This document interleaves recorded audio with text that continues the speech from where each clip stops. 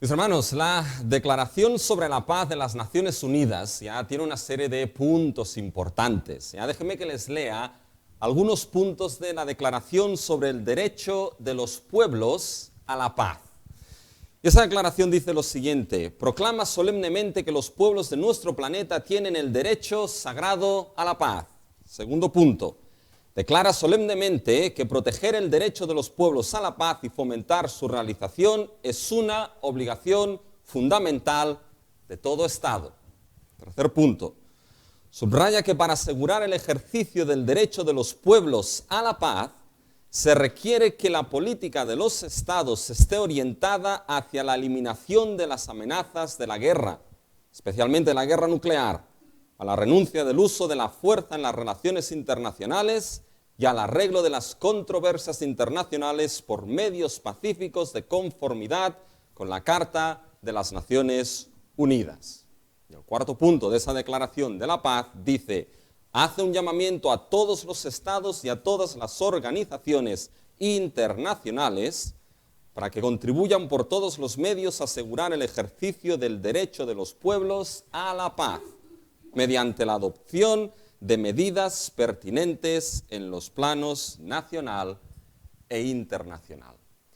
4 puntos, mis hermanos, de lo que son las Naciones Unidas que determinan el derecho de los pueblos a la paz. Ahora bien, es sorprendente, mis hermanos, que aun y cuando esta declaración nos damos cuenta que ni un solo momento de la historia de este mundo, mis hermanos, ha habido verdaderamente paz en las naciones y en este mundo. Aún ni la declaración del derecho a la paz de las Naciones Unidas y aún los diferentes premios Nobel de la paz, algunos de ellos muy dudosos, mis hermanos, aún en los diferentes premios Nobel de la paz, mis hermanos, el mundo no ha tenido ni un solo día de paz verdadera. Las naciones no la han tenido. Y la razón de ello, mis hermanos, es porque el mundo carece de la capacidad de poder verdaderamente establecer la paz. El ser humano caído, el ser humano hundido en pecado, lo crea o no lo crea, es incapaz de establecer lo que es una verdadera paz. ¿Por qué? Porque, mis hermanos, el ser humano caído y un mundo caído no está primeramente en paz con Dios. Y al no estar primeramente en paz con Dios, no está en paz consigo mismo. El ser humano caído y el mundo no tienen un carácter de paz. Y eso es precisamente lo que la bienaventuranza de los pacificadores nos va a mostrar. Bienaventurados los pacificadores, porque ellos serán llamados hijos de Dios. Y esa bienaventuranza, mis hermanos, nos va a mostrar que la idea de ser pacificadores, la idea de buscar la reconciliación, no es algo que se hace primeramente, sino algo que se es. La bienaventuranza, mis hermanos, de los pacificadores nos va a hablar de la identidad, de lo que son aquellos que verdaderamente son hijos de Dios. Nos va a hablar del carácter que debe estar en todo ciudadano del reino, del carácter que debe estar en todo cristiano. El cristiano sí o sí debe ser pacificador. Su vida debe buscar la reconciliación, porque esto es lo que es, un pacificador. Así que, mis hermanos, tengan abiertos delante de ustedes lo que es el Sermón del Monte, y en concreto lo que son las bienaventuranzas. Y nos vamos a centrar nosotros en el versículo 9, que es la bienaventuranza de la pacificación. Bienaventurados los pacificadores, porque ellos serán llamados hijos de Dios. Y el mensaje de hoy será un poco distinto quizá a lo que les tengo acostumbrados, porque solamente tocaremos lo que es el análisis de un versículo, aunque evidentemente estaremos tocando y viendo otros muchos versículos alrededor de lo que es la bienaventuranza de los pacificadores. Pero esa bienaventuranza, como he dicho, nos va a mostrar el carácter de la pacificación que debe estar en todo cristiano. Y para entender lo que es esa bienaventuranza, mis hermanos, hay 3 cosas primero que debemos tener en mente. Primero, el contexto para que podamos entender las bienaventuranzas. Segundo, veremos el carácter de los pacificadores que vemos en las bienaventuranzas. Y tercero, veremos la bendición La bendición, mis hermanos, que surge, la bendición que nos es mostrada, la bendición que nos dan esas bienaventuranzas, en concreto, la de la pacificación. Lo que es el contexto, el carácter de pacificadores y la bendición para los pacificadores. ¿Ya? Así que vamos al primer punto, mis hermanos, el contexto. El contexto para que podamos entender lo que son no solamente la bienaventuranza de los pacificadores, sino el resto de las bienaventuranzas donde se encuentra la que nosotros veremos hoy. Y el primer contexto que debemos tener en mente, el primer contexto claro para entenderlas, mis hermanos, es el contexto del reino de los cielos. Cuando miramos las bienaventuranzas, mis hermanos, debemos situarlas dentro de un contexto general, dentro de un contexto mayor, que es precisamente el contexto del reino de los cielos. Así que antes de poder analizar, antes de poder entender lo que significa bienaventurados los pacificadores, porque ellos serán llamados hijos de Dios, antes de esto debemos entender el contexto general en el cual se encuentran las bienaventuranzas y todo el sermón del monte, que es el contexto del reino de los cielos. Mis hermanos, las bienaventuranzas pueden ser tomadas de manera individual. Y esas bienaventuranzas tomadas de manera individual, mis hermanos, son como gemas preciosas. Son como piedras preciosas que tienen una gran cantidad, mis hermanos, de sabiduría divina, de enseñanza divina. Ahora bien, son cuando esas bienaventuranzas, esas piedras preciosas, mis hermanos, se colocan de manera conjunta, que verdaderamente podemos entender y ver lo que es el impacto de las mismas. Son como esas gemas, esas piedras preciosas, esos topacios, esas esmeraldas, esos diamantes que por sí solos tienen un gran valor y son preciosas, pero cuando los pones de manera conjunta en un collar, mis hermanos, es cuando tienen todo su impacto verdadero. Para los más jóvenes, ¿ya? Para que no se me vayan los más jóvenes, ¿ya? Aquellos que les gustan las películas de los Vengadores, mis hermanos, sobre todo la última, las películas de Infinity War y Endgame, ¿ya? Quizá a los adultos les gusta lo de los Vengadores, pero ¿qué van buscando los Vengadores ahí? Las gemas de poder, mis hermanos. Las gemas de lo que es ¿qué? Las gemas del tiempo, las gemas del alma, etcétera, etcétera. Y esas gemas son preciosas por sí solas, pero cuando se ponen en el guantelete de Thanos, ¿ya? ¿Qué pasa? Las gemas tienen su poder, mis hermanos. Ya los más adultos dirán, ¿de qué está hablando Rubén aquí? Pero es que es para los más jóvenes, ¿ya? Para los de los Vengadores y todo esto, ¿ya? Ustedes quédense con las piedras preciosas puestas en el collar, ¿ya, mis hermanos? Quédense con estas, ¿ya? Pero fíjense que es así, debemos considerar lo que son las bienaventuranzas, mis hermanos, de manera conjunta, en ese contexto general. Y nos damos cuenta que las bienaventuranzas son lo que nos abren la puerta al sermón del monte. Uno de los sermones más famosos, quizá podríamos decir, de nuestro Señor Jesucristo. Y fíjense que cuando nos preguntamos, ¿qué es el sermón del monte, mis hermanos? El sermón del monte lo que nos muestra es precisamente lo que es la justicia del reino de los cielos. El sermón del monte, mis hermanos, va a ser la constitución del reino de los cielos, la constitución de los ciudadanos del reino de los cielos. El sermón del monte va a mostrarnos lo que es la justicia que debe estar en todo ciudadano del reino de los cielos, el tipo de vida que Dios ha obrado y el tipo de vida que complace a Dios en todo aquel que forma parte del glorioso reino de justicia de nuestro Señor Jesucristo. Fíjense, cuando cogemos los capítulos anteriores a lo que es el Sermón del Monte, el Sermón del Monte está en Mateo 5 hasta el 7. Pero si se dan cuenta en los capítulos anteriores, los capítulos del 1 al 4, mis hermanos, ya Mateo empieza ahí a desligar un poquito todo lo que es el tema del reino de los cielos y del rey que se acerca. En el capítulo 1 se nos presenta y se nos describe a Jesús como el libro de la genealogía de Jesús el Cristo, hijo de David, hijo de Abraham. Él va a ser, mis hermanos, aquel hijo legítimo de David, el cual sustentará el trono eterno de su padre David. Cuando llegamos al capítulo 2, mis hermanos, de Mateo, nos encontramos que ahí hay dos reyes puestos cara a cara. Nos encontramos a Herodes, que era un rey que había sido impuesto por los romanos, pero nos encontramos los sabios que venían de Oriente, que estaban buscando a quién, mis hermanos. Se acercaron y dijeron, ¿dónde está el que ha nacido rey de los judíos? Por tanto, fíjense que aquí aparece aquel que es el Rey verdadero, que será precisamente el Mesías, nuestro Señor Jesucristo. Y llegamos al capítulo 3 y nos encontramos el bautismo de Jesús. Y ahí, mis hermanos, en el bautismo de Jesús sucede algo importante. Algo cuando Juan el Bautista le dice a Jesús, no, es que tú deberías bautizarme a mí. ¿Qué es lo que Jesús le dice a Juan el Bautista? Fíjense en el capítulo 3, versículo 15, mis hermanos. Esto es importante. Pero Jesús le respondió, deja ahora, porque así conviene que cumplamos toda justicia. Entonces le dejó, para que cumplamos toda justicia. Por lo tanto, nos encontramos el rey legítimo de su pueblo que se acerca, y es aquel que ahora en la fila, mis hermanos, de pecadores en el bautismo, es bautizado para que cumpla toda justicia.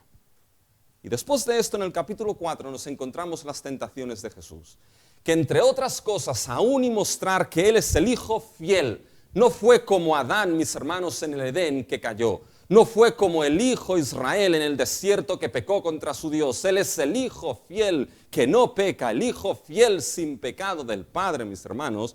Aparte de esto, las tentaciones nos muestran de que el reino que Cristo trae, mis hermanos, es aquel reino que tiene plenamente autoridad y victoria sobre el reino de Satanás.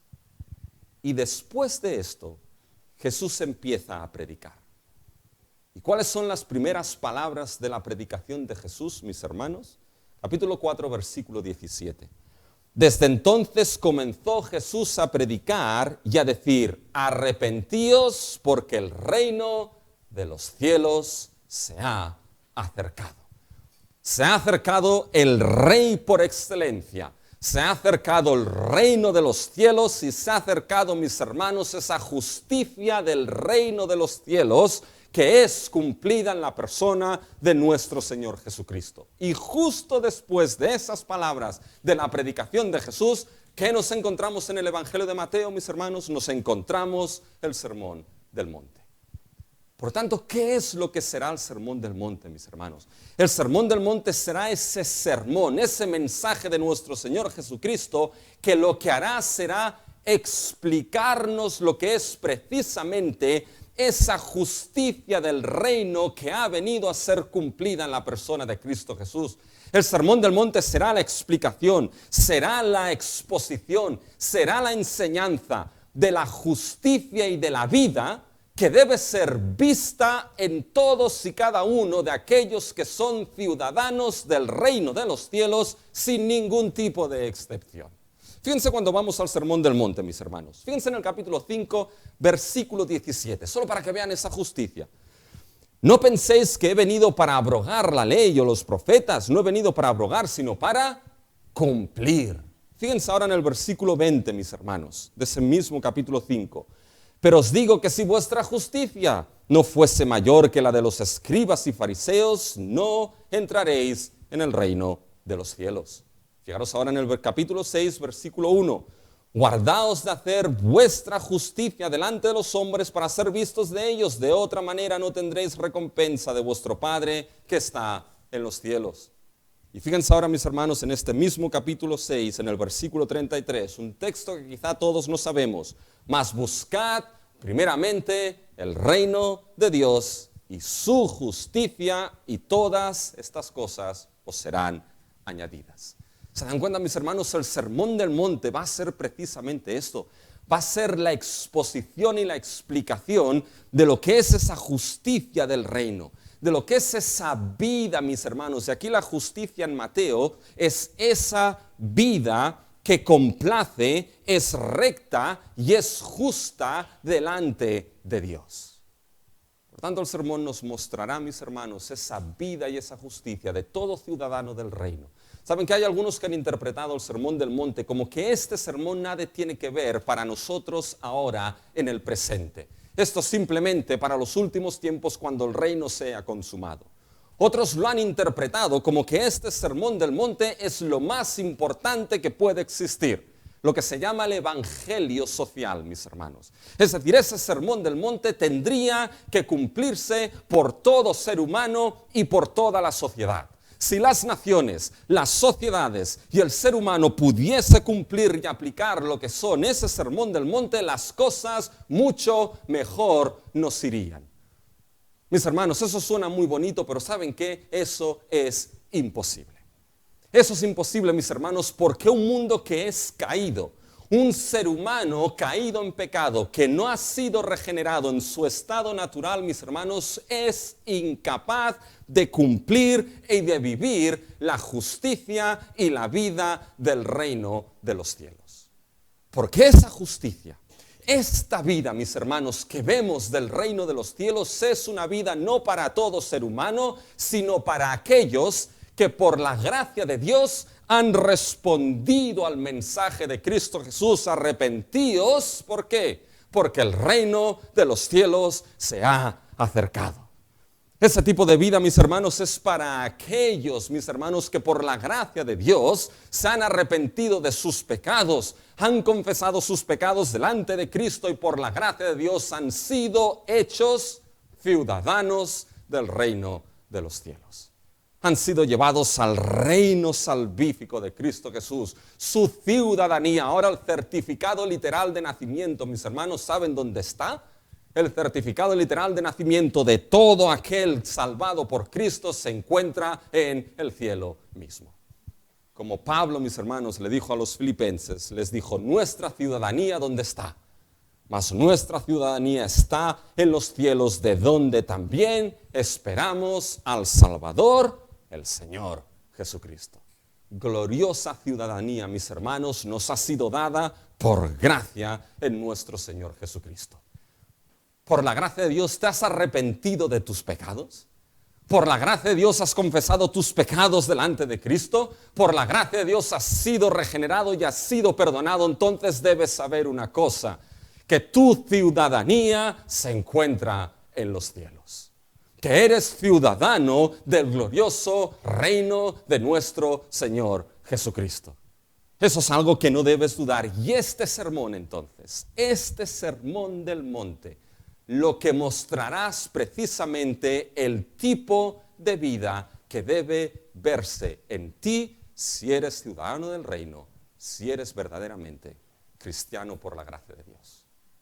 Por tanto, ese es el primer contexto, el reino de los cielos, pero hay otro contexto para entender las bienaventuranzas, que es el contexto del carácter de los ciudadanos del reino. Mis hermanos, fíjense que, bueno, ahí les van pasando los puntos, pero ese es el segundo punto del mensaje, todavía no estamos ahí, ¿ya? Pero fíjense, mis hermanos, que el contexto es del reino de los cielos, después el carácter, mis hermanos, de los ciudadanos del reino.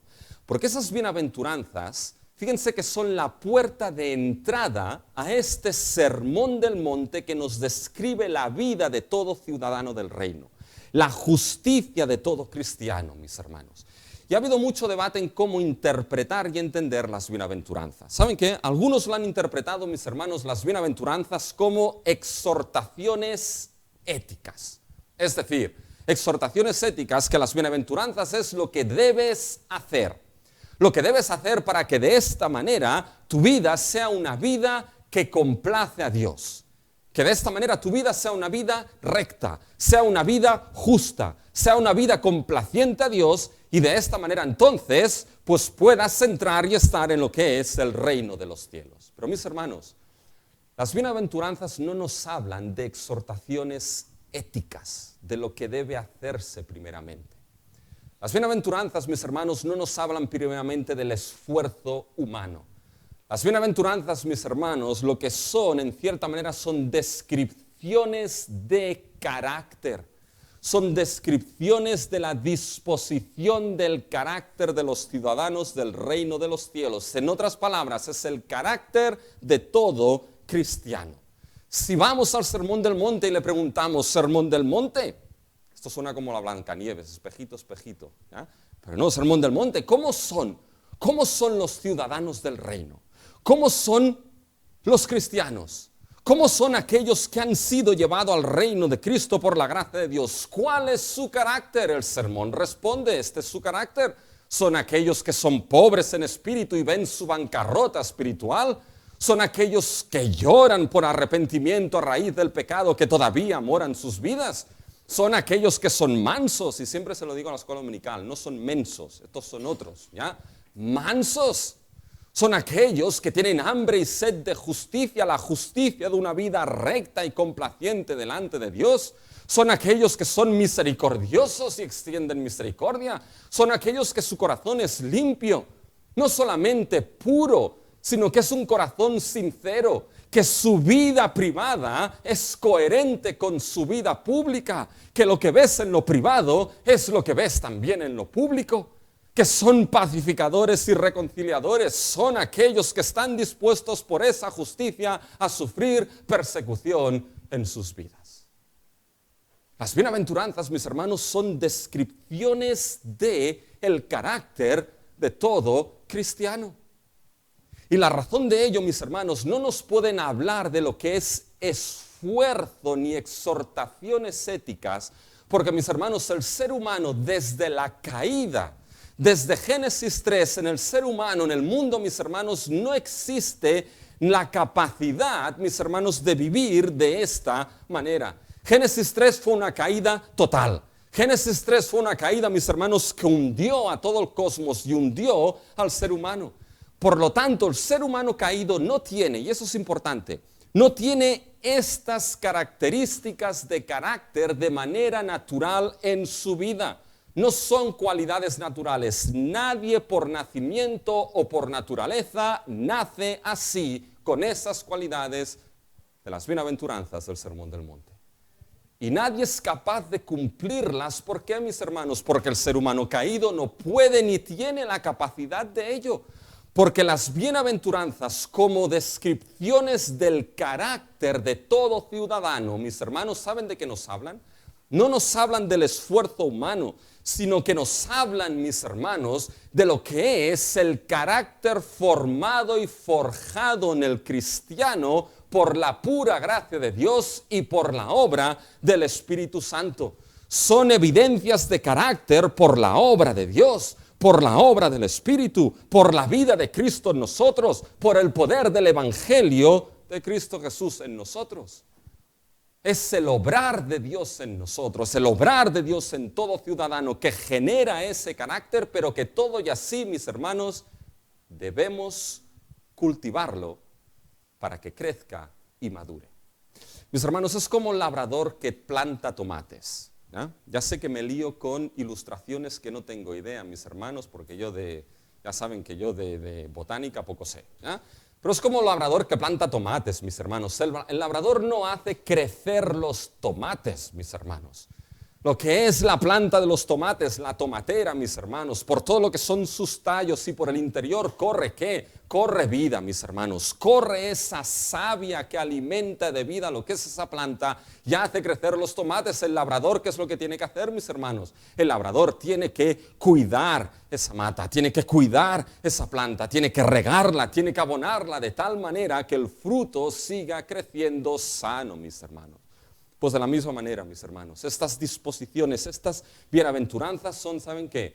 Lo que es precisamente esas descripciones del carácter de todo cristiano que es sobrado en nuestra vida por la gracia de Dios y por la obra del Espíritu, pero que todo y así debemos trabajar para que crezca y madure. Y son disposiciones de carácter, mis hermanos, que se encuentran en todo cristiano. Todas ellas se encuentran en todo cristiano. Y eso es muy importante.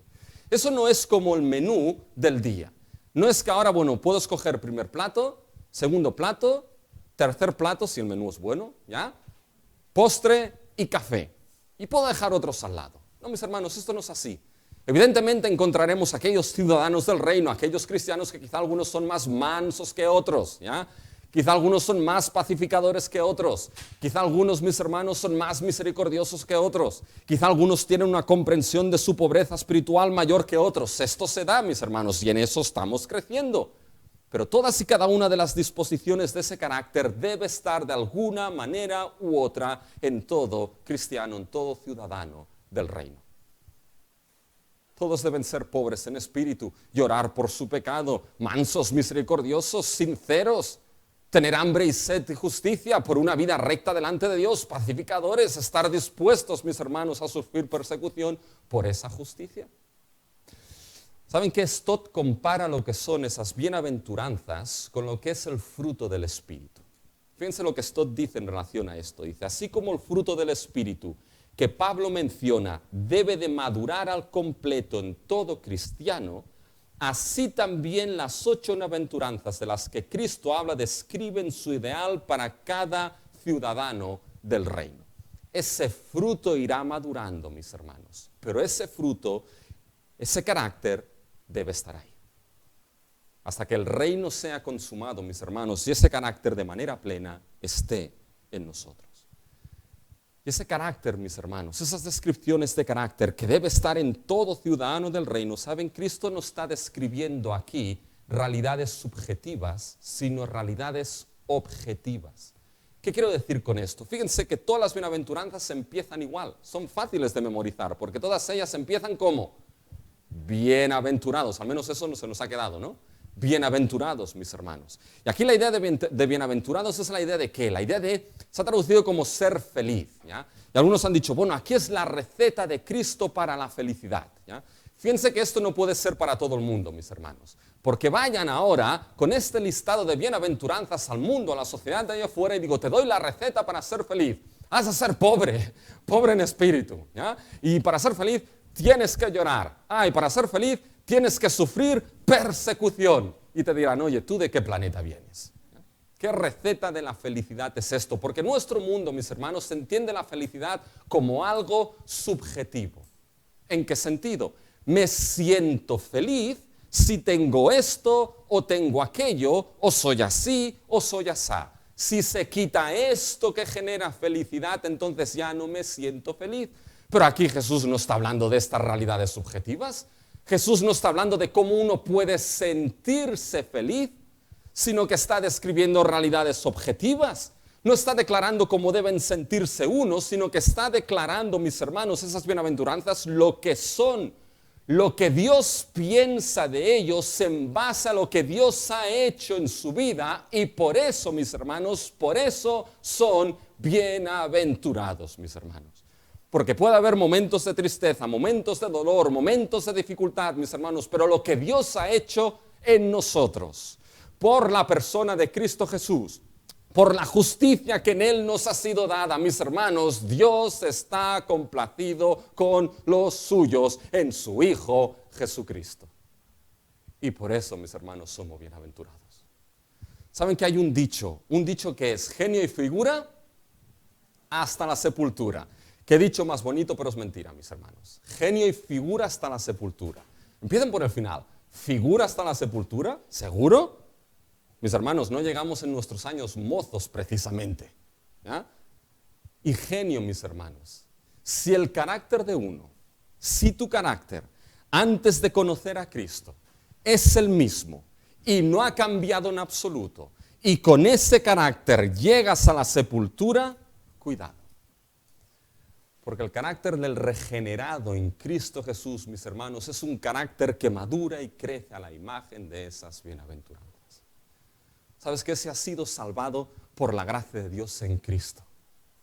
Si somos ciudadanos del reino, iglesia, y lo somos, creyente, y lo eres, cristiano, y lo eres por la pura gracia de Dios, lo que tienes en esas bienaventuranzas es precisamente la descripción de cuál debe ser tu carácter. La descripción del carácter con el cual sí debes llegar a la sepultura, y algún día cuando Cristo venga, ese carácter sea perfectamente visto y consumado, hechos como aprendimos en la primera carta de Juan, semejantes a nuestro Señor Jesucristo.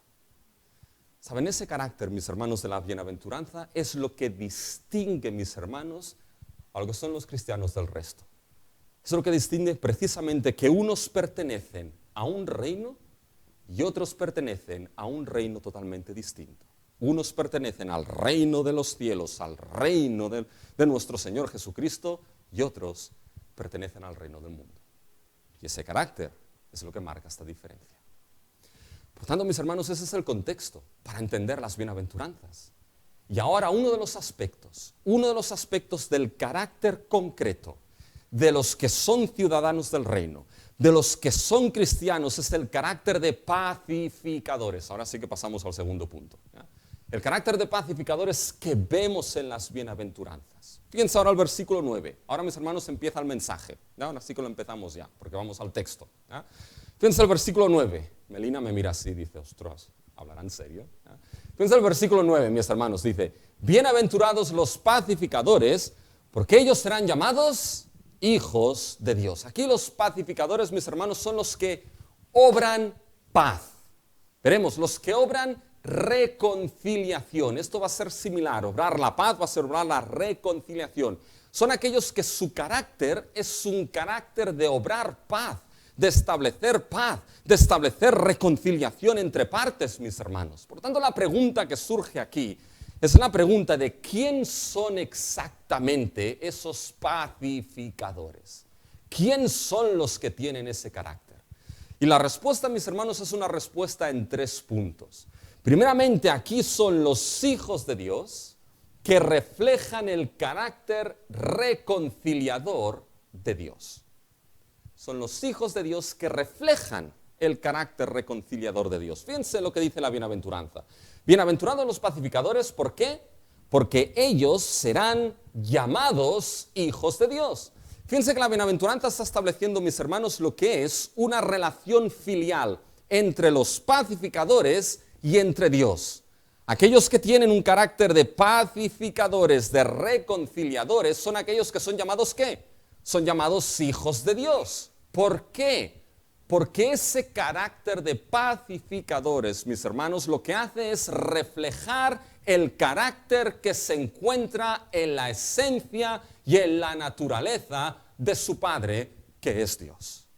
Por lo tanto, su carácter refleja el carácter de su Padre, de tal palo, tal astilla, mis hermanos. Por eso, para poder entender lo que significa ser pacificadores, debemos entender lo que significa que nuestro Dios es Dios de ¿qué? Es Dios de paz, mis hermanos, porque si nuestro Padre es Dios de paz, si Él es el pacificador por excelencia, nosotros como hijos debemos reflejar esa paz y ese carácter que se encuentra en Dios. El ser pacificadores será la impronta, mis hermanos, la impronta divina en la vida de aquellos que son hijos de Dios. Y cuando llegue el reino final, el reino consumado de nuestro Señor Jesucristo, mis hermanos, se verá a la perfección esto. Porque los pacificadores, mis hermanos, son los hijos que reflejan ese carácter de su Padre. Cuando vamos a las Escrituras, una de las descripciones de nuestro Dios es que Él es Dios de paz.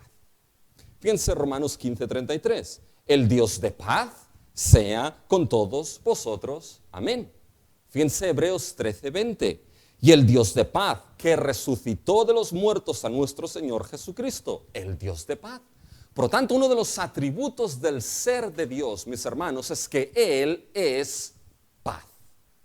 Y hay un texto que nos explica lo que esto significa, que es 1 Corintios 14:33, mis hermanos. Aquí Pablo está escribiendo a los corintios y les dice lo siguiente: pues Dios no es Dios de confusión, sino de paz, como en todas las iglesias de los santos. Pues Dios no es Dios de confusión, sino de paz. Fíjense que aquí Pablo está poniendo, mis hermanos, 2 términos en oposición: confusión y paz. Pero esos términos no solamente están en oposición el uno con el otro. Esos 2 términos son explicativos el uno del otro. Cuando Pablo está diciendo Dios no es Dios de confusión, mis hermanos, ¿la confusión qué es? La confusión es caos. La confusión, mis hermanos, es desorden. Pablo está diciendo aquí, Dios no es Dios de confusión, en que no es un Dios de caos, no es un Dios de desorden. En su ser, Dios no tiene desorden, no tiene caos. La Trinidad, mis hermanos, es el ser más ordenado que existe en todo el cosmos, mis hermanos. Dios es el ser más ordenado, sin confusión, sin desorden, sin caos. En el seno de la Trinidad, entre Padre, Hijo y Espíritu Santo, ¿saben qué? No hay problemas familiares ahí, mis hermanos. No hay problemas familiares, no hay discusiones familiares, porque hay un perfecto orden, una perfecta paz. ¿Se dan cuenta? No es Dios de confusión, de desorden, sino de paz. Por lo tanto, aquí la paz, mis hermanos, la idea de paz en el ser de Dios es la idea de orden. Aquí la paz, mis hermanos, es sinónimo de orden. Cuando se habla de que Dios es Dios de paz, es que Dios en sí mismo es un Dios de orden. Y cuando hay orden, mis hermanos, ¿saben lo que hay? Muchas veces, cuando hay orden hay paz. Sé que a veces les pongo siempre este ejemplo, mis hermanos, pero nosotros tenemos mucho desorden ahí en la plaza donde vivimos, mis hermanos. Es un caos, confusión y desorden continuo, mis hermanos. Y ahora con el calor que hace, cuando uno abre las ventanas, mis hermanos, uno puede escuchar el caos y el desorden que hay en la plaza. Incluso puedo escuchar, mis hermanos, lo que son las controversias y los problemas familiares de uno que está hablando por el móvil. Incluso escucho al que está al otro lado del teléfono, mis hermanos. ¿Y saben lo que me falta entonces con ese desorden? Me falta paz, mis hermanos. Y es que el orden genera paz. Pero esa paz, ese orden en el ser de Dios, mis hermanos, no se equivoquen, no es una paz inactiva. No es el hecho de que Dios para tener paz está de brazos cruzados, mis hermanos, sin hacer nada. No, no, no. La paz de Dios, el orden en el ser de Dios es un orden activo, mis hermanos. Eso quiere decir que en todas y cada una de las acciones que nuestro Dios hace, son acciones ordenadas. Y son acciones, mis hermanos, todo lo que nuestro Dios hace son acciones que están encaminadas, ¿saben a qué? A establecer su orden, a establecer su paz, a establecer un orden y una paz en el mundo, a establecer orden y paz en la vida de aquellos que están quebrantados y tienen falta de paz por el pecado en sus vidas. Y cuando vamos a las Escrituras hay dos acciones básicas que nos muestran cómo Dios establece su orden, su paz. Las dos acciones básicas, mis hermanos, son la creación y la redención. Cuando vamos a Génesis, mis hermanos, Génesis 1 y Génesis 2, fíjense que Génesis 1, mis hermanos, es la perfecta muestra de cómo Dios con sus acciones establece su orden desde el principio. En Génesis 1 y 2 se nos dice que la tierra estaba, ¿qué? Desordenada, mis hermanos, y vacía. Había un caos al inicio de desorden, de vacío, y entonces entra Dios en la escena de la creación, mis hermanos. Y con el poder de su palabra, ¿qué dice Dios? Sea la luz. Y la luz fue hecha. Y a medida que Dios va creando, mis hermanos, ese desorden es ordenado. El mar, el cielo, la tierra, todo es ordenado. A medida que Dios crea, ese vacío es llenado. Los peces del mar, las aves de los cielos, los animales que se arrastran sobre la tierra y al final lo que es el ser humano como corona de su creación. La creación, mis hermanos, nos marca el orden de Dios en todo el cosmos. El cosmos estaba en perfecto orden, estaba en perfecta paz, mis hermanos, y el ser humano en el jardín del Edén vivía bajo el orden, la paz y el reposo eterno de Dios. Hasta que pasó algo. Y pasó Génesis 3, mis hermanos. Y pasó el pecado. ¿Y qué es lo que el pecado hizo, mis hermanos? El pecado trajo desorden. El pecado, mis hermanos, lo que hizo es desordenar el orden que Dios había establecido en el cosmos. El pecado, mis hermanos, lo que hizo es traer el caos en ese orden que Dios había establecido. Y fíjense, mis hermanos, fíjense ese caos. El caos entró primeramente en todo lo que era el universo creado por Dios a raíz del pecado.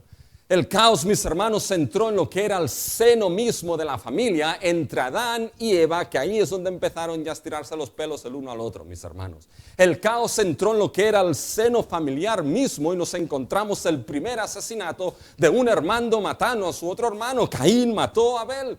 Y ese caos sigue hasta el capítulo 6, mis hermanos, donde la cosa está tan caótica que Dios en su gracia tiene que poner solución a ello. Mis hermanos, y eso es muy importante que lo tengamos en cuenta, porque lo que verdaderamente genera caos y lo que va a tener que ser resuelto y sacado de alguna manera de la escena para que exista reconciliación, va a ser, mis hermanos, la raíz que genera ese caos, que es el pecado.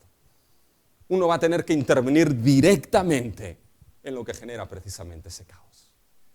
¿Y qué es lo que hizo Dios, mis hermanos? Su otra gran acción para traer orden y paz. la redención, mis hermanos.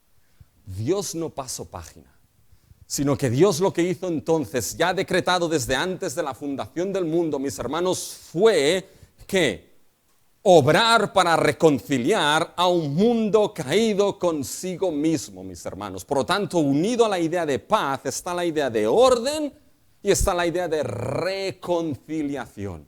Dios, mis hermanos, empezó a obrar la historia de la redención para reconciliar a un mundo caído consigo mismo, para reconciliar a aquellos pecadores que amó desde antes de la fundación del mundo, reconciliarlos consigo mismo, entrar en esa situación de dolor, de caos, de falta de paz por el pecado en su vida y por la obra de la redención, reconciliarlos consigo. Es decir, el plan de Dios, ¿saben lo que es? Es una reconciliación cósmica, mis hermanos, cósmica. Porque el plan de Dios es reconciliar todas las cosas en Cristo Jesús. Fíjense, Colosenses 1:20. Y por medio de Él, se refiere a Cristo, reconciliar consigo todas las cosas, las que están en la tierra como las que están en los cielos, haciendo la paz mediante la sangre de su cruz. ¿Se dan cuenta? Reconciliar todas las cosas, las que están en el cielo y en la tierra, en Cristo Jesús, ¿haciendo qué? Haciendo la paz por medio de la cruz misma, mis hermanos. Por tanto, fíjense, mis hermanos, que nuestro Dios no fue pasivo. Nuestro Dios, mis hermanos, fue deliberadamente activo en buscar la reconciliación y en buscar la paz, mis hermanos. Y cómo la historia de la salvación nos muestra esto. Fíjense, cuando vamos al Antiguo Testamento, cuando vamos al Pentateuco, mis hermanos, algo que nos muestra cómo Dios busca y establece esas reconciliaciones por medio de la ley y de los sacrificios, mis hermanos. Lo vemos en Éxodo y Números, vamos a Levítico y nos encontramos las ofrendas de paz y nos damos cuenta de que algo que era esencial para la ofrenda de paz, ¿saben lo que era, mis hermanos? Lo que era el sacrificio de una víctima inocente, del derramamiento mismo de sangre, mis hermanos.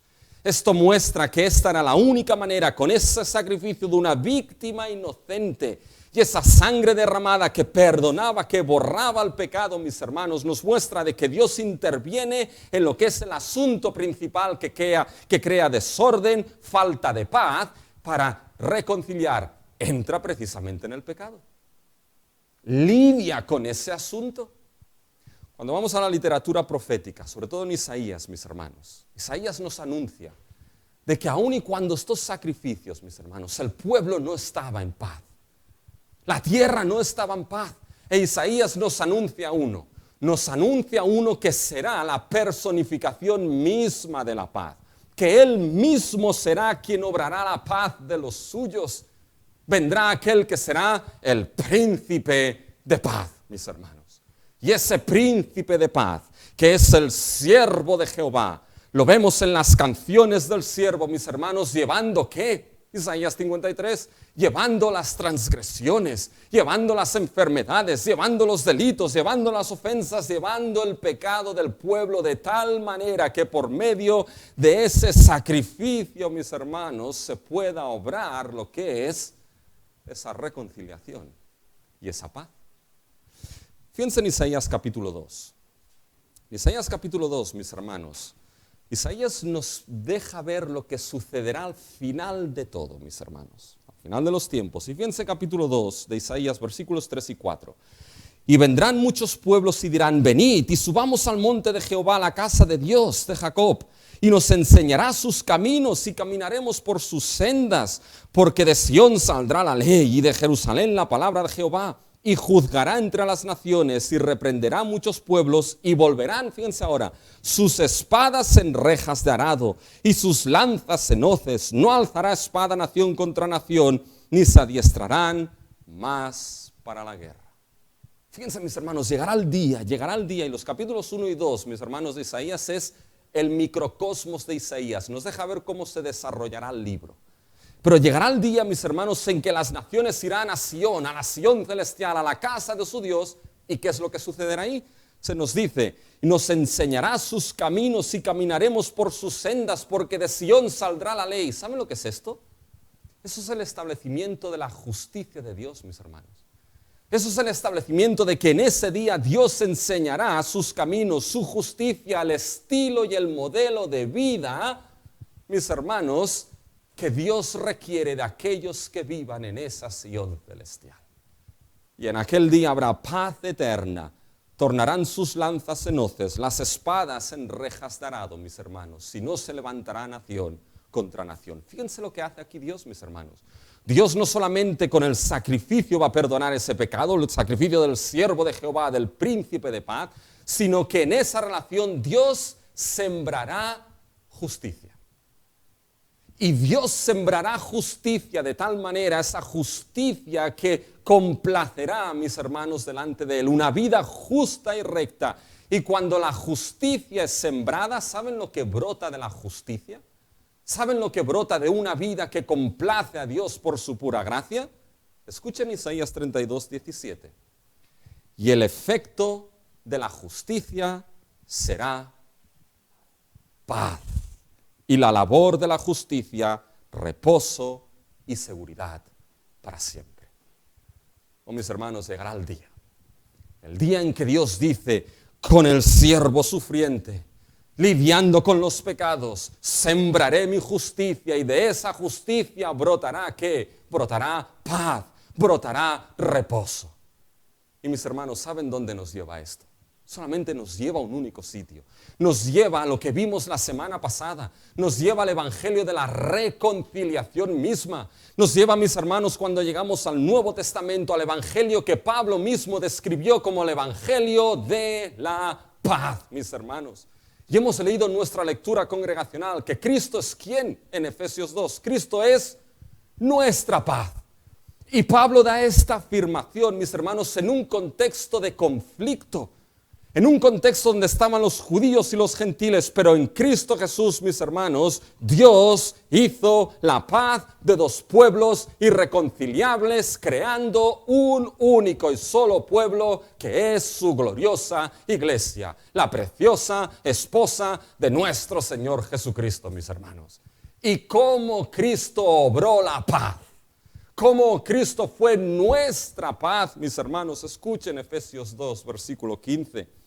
Aboliendo en su carne las enemistades, la ley de los mandamientos expresados en ordenanzas, para crear en sí mismo de los dos un solo y nuevo hombre, haciendo la paz.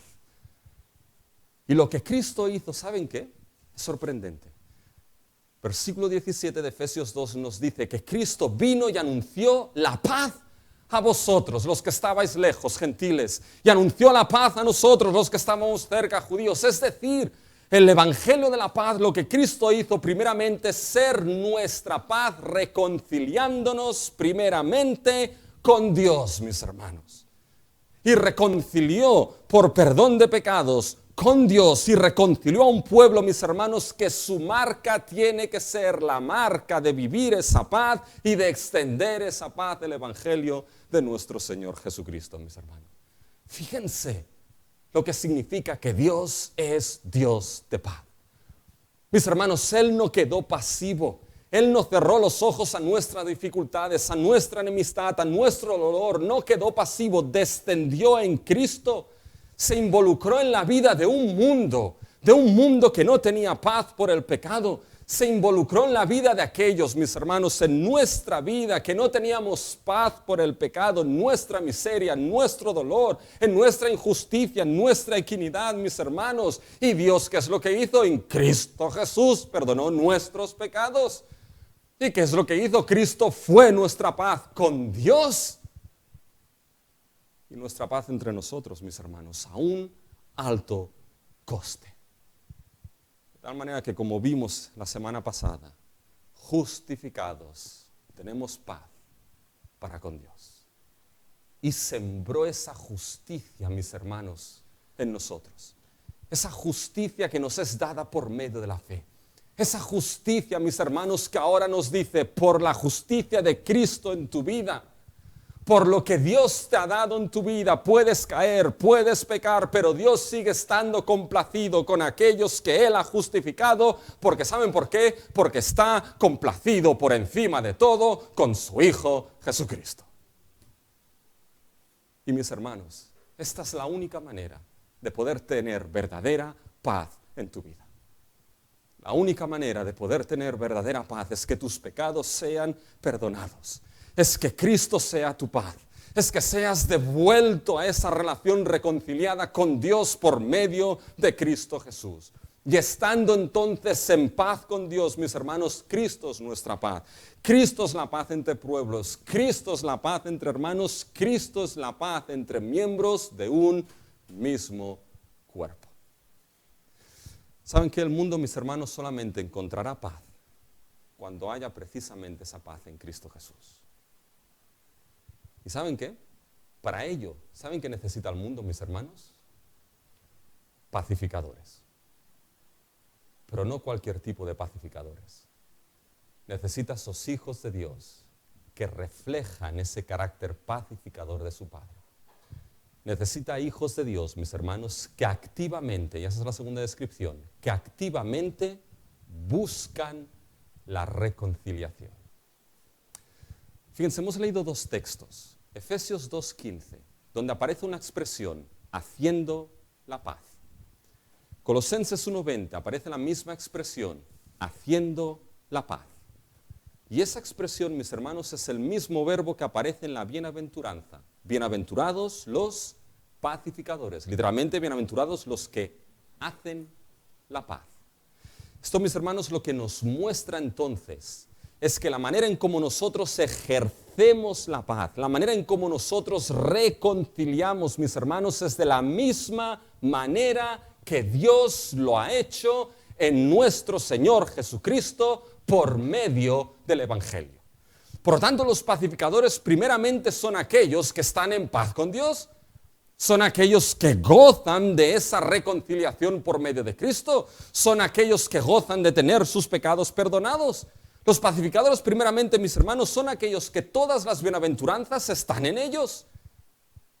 Aquellos que entienden su bancarrota espiritual por el pecado y son pobres en espíritu, que lloran precisamente porque el pecado todavía mora en su vida y genera una vida que a veces no es la vida recta delante de Dios, y tienen hambre y tienen sed por esa justicia que complace a Dios en su vida.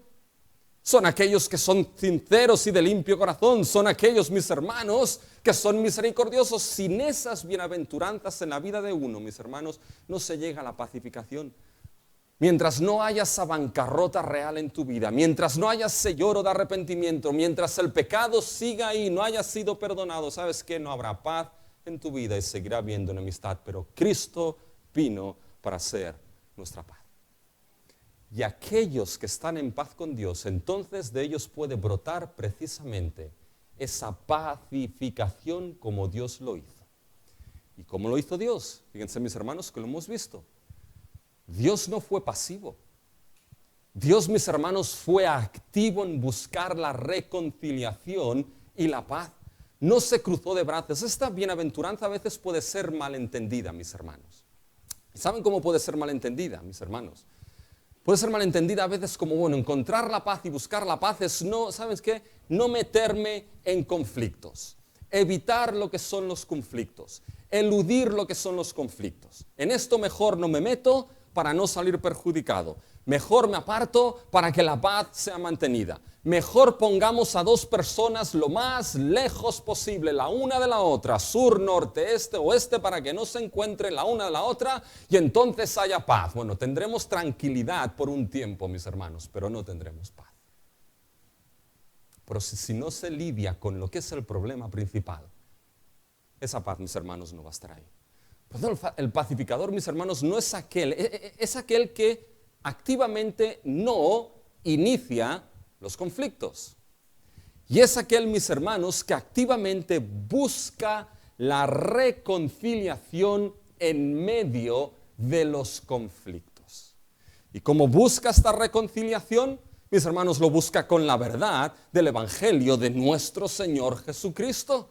Irá con la verdad del Evangelio, y así como Dios puso de manifiesto lo que es el pecado, mis hermanos, el pacificador a veces tendrá una función que no es muy agradable. En esas relaciones que están dañadas, en esas relaciones que están rotas, activamente irá a ellas e irá, mis hermanos, en situaciones de dolor, en situaciones de daño, en situaciones de ofensa, en situaciones complicadas, mis hermanos, en terreno peligroso, y le tocará hacer algo que no gusta. Le tocará poner de manifiesto, como Dios lo hizo con nosotros en Cristo Jesús, que el problema principal va a ser el pecado, mis hermanos. Y lidiará con ese asunto de raíz. No dará paracetamoles para que el dolor se vaya y la causa siga estando allí, mis hermanos. Y cuando eso es puesto a la vista, ¿saben lo que hará el pacificador? Lo que Dios hizo, mis hermanos, sembrará justicia. Sembrará una vida entre esas dos partes, que sea una vida que complace primeramente a Dios, mis hermanos, para que esa justicia plantada, como hemos visto en Isaías, entonces brote ¿en qué? Brote en paz y en reposo. ¿Saben? El pacificador lo que primeramente hará, mis hermanos, será buscar la reconciliación de esas partes primeramente con Dios y después entre ellas. Fíjense lo que Santiago 3:18 dice. El fruto de la justicia se siembra en, ¿saben qué palabra pone? El fruto de la justicia se siembra en, gracias Paco. El fruto de la justicia se siembra en paz para aquellos que hacen la paz. Saben, a veces, mis hermanos, cometemos errores. Y yo cometo muchos. Y uno de ellos es, oye, ¿sabes qué? Entre dos partes. Tú quédate aquí y tú quédate aquí y ya así estamos tranquilos. Bueno, hay a veces que tristemente se tiene que llegar a ese nivel. Y es triste. Es triste, y más cuando se da esto dentro de la iglesia, de aquellos que son pacificadores. Pero a veces se llega el momento de decir, ¿sabes qué? Tú aquí y el otro aquí, porque eso ya no puede más. Pero mis hermanos, ese sería el último cartucho, mis hermanos. La cuestión es buscar lo que es la reconciliación. Y no se puede poner dos partes si no se lidia, mis hermanos, con el pecado mismo. Y se pone de manifiesto, y se busca el arrepentimiento, y se busca el perdón, y se siembra entonces esa vida justa que complace a Dios. ¿Para qué? Para que entonces haya paz, mis hermanos, con Dios y entre esas dos partes. Por lo tanto, mis hermanos, los pacificadores buscan esa reconciliación primero con Dios y después entre partes. ¿Saben qué? Por eso es el ministerio que hemos recibido, el ministerio de la reconciliación. Pablo a los Corintios se lo dijo, el ministerio que nos ha sido dado es el ministerio de la reconciliación, que Dios mismo clama por nosotros, reconciliaos con Dios. ¿Cuántos aquí tienen un premio Nobel, mis hermanos? Pues si son verdaderamente cristianos en Cristo, mis hermanos, los santos en Cristo Jesús, nombrados y anónimos, son los que deberían recibir el premio Nobel de la paz, mis hermanos. Porque son los que verdaderamente buscan esa reconciliación, que primeramente es reconciliar al mundo, a esos pecadores con Dios. Y cuando esa paz está, puede brotar la paz y la reconciliación, mis hermanos, entre nosotros. Y eso es a un alto coste. Fíjense, esta es la tercera descripción, mis hermanos. Siempre les digo, el tercer punto es el más corto, no se preocupen. ¿Ya? Pero fíjense que los pacificadores, ¿quién son? Esos hijos de Dios que reflejan lo que es la reconciliación, el carácter reconciliador de Dios, esos hijos de Dios que activamente buscan la reconciliación, y los hijos de Dios que están dispuestos a pagar el coste por la reconciliación. Mis hermanos, fue así con Cristo. Para que hubiese reconciliación, Cristo pagó un alto coste, que fue su propia vida. Y cuando buscamos la reconciliación, como el Evangelio lo hizo, mis hermanos, va a haber coste. ¿Saben por qué? Porque al mundo no le gusta, mis hermanos, que se expongan sus trapos sucios. Y en una relación dañada por el pecado, no gusta a veces que se exponga que el problema ahí ha podido ser el pecado. Y eso va a crear coste. Pero tampoco gusta a un mundo, y a veces en conflictos, mis hermanos, que se quiera sembrar una vida de justicia que no es complacerme a mí o a ti, que es una vida de justicia que Dios demanda de aquellos que Él ha salvado. Una vida de justicia que ha sembrado en Cristo y que debe vivirse por aquellos que han sido salvos. Esto no gusta. ¿Y saben qué es lo curioso? Que justo después de bienaventurados los pacificadores, porque ellos serán llamados hijos de Dios, ¿qué es lo que viene en la octava y última bienaventuranza? Bienaventurados los que padecen persecución por causa de la justicia, porque de ellos es el reino de los cielos. Los que siembran esa justicia del reino, mis hermanos, sea en este mundo, sean relaciones rotas y dañadas, a veces tienen que pagar el coste porque esa justicia genera esto. Fíjense, mis hermanos, les leo algo que Stott escribió en relación a esto. Hay una cosa llamada paz barata. Proclamar paz, paz cuando no hay paz es el trabajo del falso profeta, no del testigo cristiano. Pueden darse muchos ejemplos de paz a través del dolor. Cuando nos encontramos involucrados en una disputa, habrá dolor, ya sea por el hecho de disculparse con la persona que hemos ofendido o el dolor de amonestar a la persona que nos ha ofendido. En otras ocasiones está el dolor persistente de tener que rehusar el perdón a una persona que no demuestra de arrepentimiento. Puede ser que no estemos nosotros mismos involucrados en una contienda, pero nos podemos encontrar en la lucha de reconciliar a dos personas o grupos que están enemistados. En este caso habrá dolor de escuchar, intentar liberarnos de prejuicios, entender los puntos de vista, tomar el riesgo de ser malentendido en nuestras opiniones e incluso recibir ingratitud y fallar en el intento. Sin ninguna duda habrá coste, mis hermanos. Lo hubo para el pacificador por excelencia, que fue nuestro Señor Jesucristo, y lo habrá en nosotros. Pero ¿saben qué? Mis hermanos, es un coste que vale la pena pagar. ¿No valió el coste de Jesús la pena para reconciliarnos con Dios? ¿No valdrá la pena pagar el coste muchas veces en esa reconciliación si somos capaces de ganar al hermano? Mis hermanos, vale la pena. Ese es el carácter del pacificador que vimos en las bienaventuranzas. Y el último punto, que es punto de conclusión, mis hermanos, es la bendición para los pacificadores que nos dan las bienaventuranzas. ¿Cuál es la bendición? Fíjense que está clara. La bendición de ser llamados hijos de Dios. Mis hermanos, ya somos hijos de Dios en el presente, pero nuestra adopción será plenamente consumada cuando Cristo venga. Como dijo Pablo, cuando haya la resurrección de nuestro cuerpo, llegaremos a la plenitud, mis hermanos, de nuestra adopción. Y cuando esta adopción, mis hermanos, llegue al fin, llegará al fin también lo que es, mis hermanos, el ser pacificadores plenos. El ser pacificador es identidad aquí en el presente de que somos hijos de Dios, pero también en el futuro. ¿Y saben qué? Aquí yo me he estado preguntando algo. Bueno, si cuando lleguemos al reino de los cielos será consumada el ser pacificadores y nuestra adopción como hijos de Dios, ¿se han preguntado por qué nos servirá entonces ahí el ser pacificadores? ¿De qué nos va a servir ser pacificadores, mis hermanos, en un reino de perfecta paz? En un reino de perfecta justicia, en un reino de perfecta armonía, mis hermanos. ¿Y saben de qué nos va a servir? Nos va a servir de mucho, mis hermanos.